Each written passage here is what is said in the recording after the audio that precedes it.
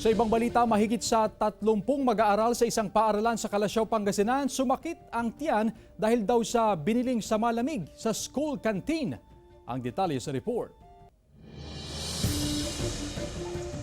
Nakaranas umano ng pananakit ng tiyan ang 32 mag-aaral sa Nagsaing Elementary School sa Calasiao, Pangasinan dahil daw ito sa biniling sa malamig sa school canteen. Sumakit po yung tiyan niya tapos dinala siya doon sa hospital. Siyempre nag-aalala din po ako doon sa ano niya, sa kalagayan niya po.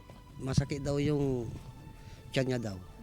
Tapos, siyempre namimilipi daw, 5 minutes yata bago tumigil yung sakit ng tiyan niya. Natakot daw ang mga magulang sa kalusugan ng kanilang mga anak pero agad naman daw dinala sa pagamutan ang mga mag-aaral at pinauwi rin agad matapos bumuti ang kalagayan. Nasa maayos na silang kondisyon. Sa katunayan, pumasok din sila sa paaralan para sa kanilang periodical exam. Hindi na nagpaunlak pa ng panayam sa kamera ang principal ng paaralan. Ibinigay na lamang nito sa news team ang kopya ng incident report. Hindi na rin ipinaharap sa news team ang canteen teacher. Pero hiling ng ilang magulang ang paliwanag din ng pamunuan ng paaralan kaugnay sa insidente. Bakit ganun ang nangyari? Samantala, ayon naman sa Rural Health Unit, suspected food poisoning ang insidente sa paaralan. Hindi na rin sila nagpa-interview sa harap ng kamera, pero patuloy din umano investigasyon sa insidente. Nagsagawa na rin umano sila ng water sampling sa paaralan. Kasama si Jing Dakanay, Joan Punsoy, One North Central Luzon.